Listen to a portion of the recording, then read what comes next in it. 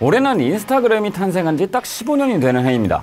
그렇다면 15년간 인스타그램은 얼마나 성장했을까요?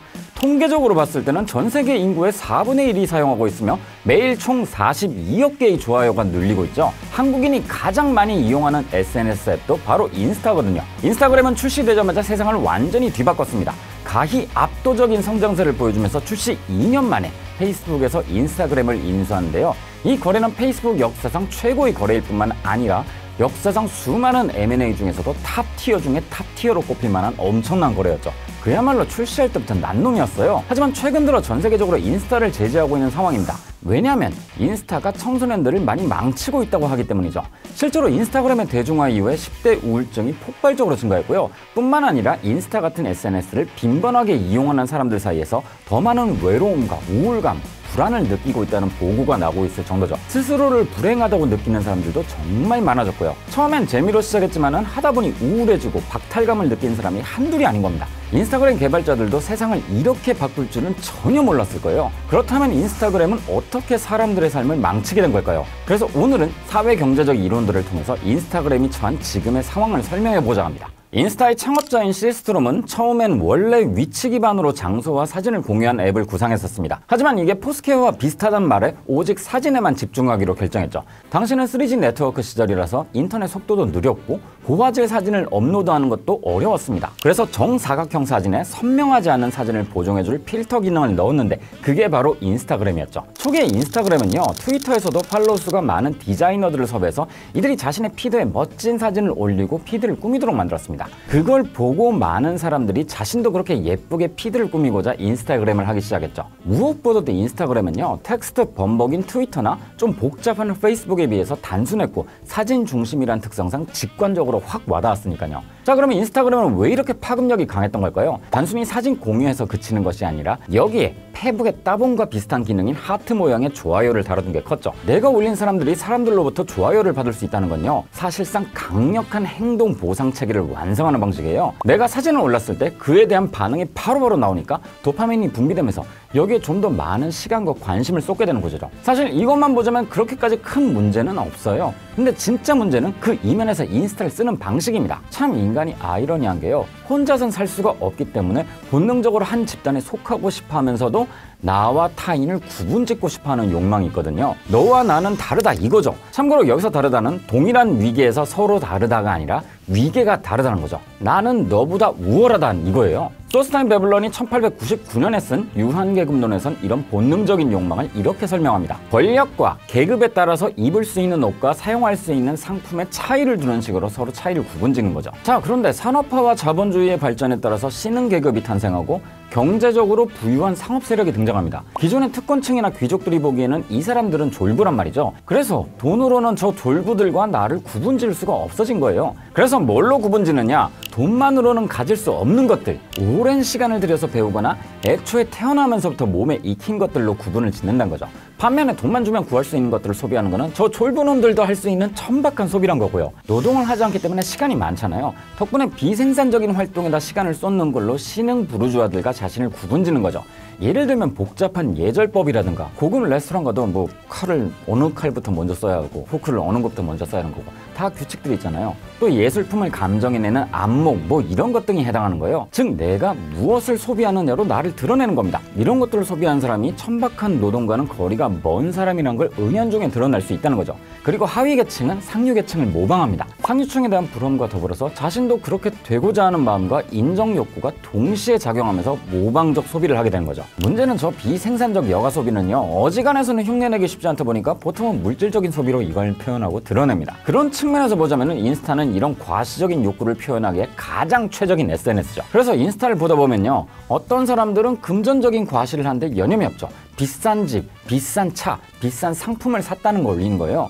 그럼 그런 소비가 들어온 사람들은 그걸 보고 막 하트를 누릅니다. 근데 이러한 과시는 사실 인스타에서도 조금 평가가 낮은 편이긴 하죠. 대체로 인스타에서 평가가 더 높고 더 많은 사람들이 부러워하는 과시는요, 비생산적인 여가의 과시가 많거든요. 예를 들자면 여행이나 운동으로 몸을 가꾸는 것들이 대표적이죠. 확실히 현대 들어서 여행의 허들이 많이 낮아졌기 때문에 아주 평범한 사람들도 해외 나가는 게 어렵진 않아졌지만요, 여행한 사진을 올리는 것은 언제나 모두에게 좋은 반응을 얻는 편입니다. 운동으로 자신을 가꾸는 것도 마찬가지죠. 이러한 과시를 통해서 자신을 드러내고자 표현하면서 남과 나를 구분짓는 것은 인간의 공통의 욕구지만은 이것이 인스타에서 극대화되고 있는 거죠. 자, 여기서 피에로 브루디에는요, 아비투스와 문화자본이라는 개념을 통해서 여기서 좀 더 심층적으로 파고 들어갔습니다. 본인이 속한 사회계급과 교육, 사회관계를 통해서 아비투스가 형성되고, 이 아비투스가 개인의 취향과 선호, 행동 방식들을 정한다고 말이죠. 이전에는 개인의 취향이 그 사람의 고유한 특질이라 생각을 했었는데요, 브루디에는 그게 아니라 그건 다 그 사람의 사회적 계급,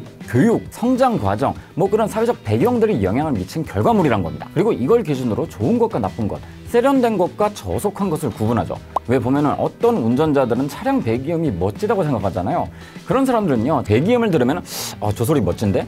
이렇게 반응을 하고, 또 도로에서도 팝콘을 막 튀기면서 다니잖아요. 그런데 또 어떤 사람들은 그런 행위를 매우 천박하다고 여기거든요. 이건 두 부류의 아비투스가 서로 다르기 때문에 그렇다는 거죠. 그리고 이 아비투스에 따라서 계층별로 축적할 수 있는 문화자본이 다릅니다. 당연히 부자에다가 사회 계층도 높으면 그만큼 고급 문화를 향유할 가능성이 큽니다. 그리고 베블런이 얘기한 과시적 여가를 통해서 더 다양한 문화 경험을 많이 축적할 수가 있는 거죠. 많은 사람들에게 그런 문화적 자본이 잘 축적된 사람들은 뭔가 더 명예롭고 품격 있는 사람으로 여겨지기도 하고요. 인스타 초창기에 예술가들을 끌어들인 이유도 바로 사실 이거였죠. 예술가들의 아비투스와 이들이 축적한 문화자본은 대단히 감각적이기 때문에 많은 사람들의 시선을 끌고 선망을 사기에 충분했었거든요. 특히나 인스타가 사진 중심의 SNS였기 때문에 무형의 문화자본을 시각적으로 보여주기에는 이것만한 것이 없었습니다. 세련된 패션과 감각적인 사진, 그리고 예술에 대한 안목은 아무나 갖출 수 있는 것이 아니니까요. 결국 그 이후에 인스타를 시작한 사람들도요, 각자 자신이 가지고 있는 문화자본을 시각적으로 드러내는 방식으로 나를 표현하고 남과 다름을 구분짓는 경쟁을 벌이기 시작한 거죠. 자, 여기서 문제는 인스타가 하나의 거대한 장이란 거죠. 사실 SNS의 시대가 열리기 전에는요, 이런 과시장들이 되게 잘게 파편화돼서 막 분산되어 있었어요. 사람들이 만나는 오프라인 커뮤니티라고 해봤자 그 규모가 제한적이고 다양한 계층에 따라서 다 따로 분리되어 있었거든요. 여러분들이 어울리는 친한 친구는요, 여러분들과 비슷한 사람들입니다. 서로 다른 사람을 마주할 일이 별로 없었거든요. 하지만 인스타는 모두가 서로를 들여다볼 수 있을 정도로 통합된 거대한 장입니다. 그 말인즉 이전까지는 내가 오프라인 커뮤니티의 사람들에게 한 10명 정도에게 드러내고 표현한 것들이요,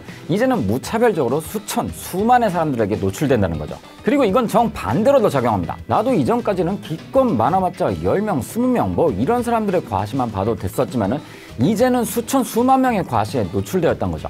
쉽게 말하면요, 이젠 비교 대상이 너무 많아진 거예요. 과시는 사회적 인정 욕구를 표현하는 한 수단입니다. 다들 끼리끼리 모이다 보니까 조금만 특이한 걸 하고 그걸 과시해도 인정을 받기가 쉬웠죠. 하지만 인스타 시대가 열리고 난 후에는 만인의 과시적 투쟁이 일상이 된 거예요. 인스타로 연결되고 서로 지켜보는 사람들의 수가 많아지다 보니까 이제는 어지간한 과시로는 인정욕을 채우기가 힘든 거죠. 결국 인스타를 통해서 과시를 하면 할수록 오히려 인정욕에 더욱 목마르게 되는 역효과가 발생하는 거예요. 왜냐하면 나보다 더 좋은 경험을 하고 나보다 더 잘 사는 사람은 인스타에서 발에 채이도록 많으니까요. 그러다 보니까 어떤 현상이 벌어졌는가 하면요, 사회적으로는 일을 하고 생산을 하는 사람이 대접을 받습니다. 원래 이게 정상적이고 건강한 사회죠. 노력을 하고 결과를 만들어내는 사람을 높게 평가하거든요. 자본주의 사회에서 높게 평가하는 사람이 바로 이런 사람들이기도 하고요. 근데 인스타에선 정반대입니다. 인스타의 과시적 세상에서 가장 높게 평가받는 사람들은 금수저를 물고 태어나서 특별한 일을 하지 않고 소비만 하는 사람들이에요. 틈만 나면 해외여행을 가고 고급 와인을 마시며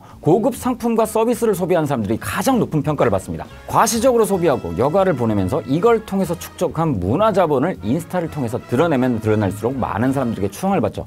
인플루언서라고요. 왜냐면 그런 사람들을 동경하고 본인도 그렇게 살고 싶기 때문에 추종하고 모방하는 거죠. 그리고 이러한 사람들이 인플루언서가 됩니다. 당연히 수많은 추종자들이 몰리니까 영향력도 강해지고 또 그 영향력 때문에 광고나 협찬이 몰립니다. 그럼 사람들은 그거 더욱 부러워하게 되는 거죠. 그 결과가 어떻게 되냐? 사람들은 자신의 소득에도 맞지 않은 소비를 하거나 그럴 형편이 아님에도 불구하고 마치 잘 사는 것처럼 보이려고 노력을 합니다. 과시적 소비와 과시적 여가를 보낼 수 있는 사람인 것처럼 스스로 위장하고 꾸미기까지 이르는 거죠. 골프장 한번 가서 여러 번 간 것처럼 계속 옷을 갈아입는다든가 그런 일이 벌어진 것도 바로 다 이런 현상 때문인 거고요. 이러다 보니 인스타가 과잉 현실을 만들어낸다는 거예요. 분명 사람들이 인스타에 올리는 경험과 소비들은 현실의 소비긴 하지만은 사실 전체 현실 중에서는 아주 극히 일부분에 불과하죠. 그런 점에서 보자면은 현실의 일부만을 복제한 가상의 세계라고도 할 수 있고요. 하지만 현실의 일부를 올렸다는 것 때문에 자꾸 보다 보면은 인스타와 현실의 구분이 점점 더 어려워집니다. 머리로는 알고 있더라도 가슴은 그렇지가 않은 거죠. 인스타 속의 삶은 현실의 삶보다 훨씬 더 아름답고 완벽해 보이니까 거기에 시선을 빼앗기는 거죠. 진짜 현실 속의 내 삶이 아니라 인스타로 꾸며진 삶에 나를 맞춰가려고 살게 된다는 거예요. 이러다 보니 상위 계층에서는 과시적 소비가 심해지고 하위 계층은 상대적 박탈감이 커져갈 수밖에 없습니다. 현실 속의 내 삶과 인스타 안에 남들이 꾸며진 삶은 너무나도 다르니까요. 인스타가 사람들을 이렇게 망치는 거예요. 더 나아가서 과시적 소비를 하고 과시적 여가를 즐기는 삶을 높게 평가하는 행태가요. 결국 생산적인 일을 하는 사람들을 낮게 평가하는 시선을 만들게 된다는 게 가장 큰 문제인 거죠. 우리가 사는 세상과 자본주의가 제대로 돌아가기 위해서는 각자의 위치에서 생산을 하는 사람들이 진짜로 중요합니다. 하지만 인스타가 촉발하는 과시적 경쟁은 다들 생산적인 일에서 멀어지게 만드는 거니까요. 자, 오늘의 교훈은 이겁니다. 비교가 인생을 망친다. 사람인 이상 과시를 하지는 않을 수가 없어요. 왜냐면 그게 인간의 본성이거든요. 그래서 누구나 소소하게라도 과시는 다 합니다. 할 수 있어요. 문제는 과시에서 그치는 것이 아니라 남들과 비교하고 현실과 인스타 속 세상의 괴리에 스스로 고통받는 거죠. 중심을 잡을 필요가 있다는 거예요. 그러기 위해서는 나는 나, 너는 너라는 것을 잘 기억해둬야 하는 거죠. 삶의 주도권은 나에게 있는 거지 바깥에 있는 남이 가지고 있는 게 아니거든요. 인스타를 해서 힘든 사람들도 결국 그 안에 자기 자신이 없기 때문이란 걸 생각할 필요가 있는 거죠. 그래서 10대, 더 나아가서 20대 초중반까지도 인스타를 하지 않는 게 좋다고 얘기하는 이유가 바로 그겁니다. 자기 중심을 찾기에는 그 나이대에는 아직 가진 게 없거든요. 정체성의 위기를 많이 겪기도 하고 많이 흔들리는 시기이기 때문에. 자, 오늘 영상도 재밌으셨다면요, 따봉 부탁드리고요. 다음엔 또 다른 재밌는 이야기로 찾아뵙겠습니다. 안녕히 계세요.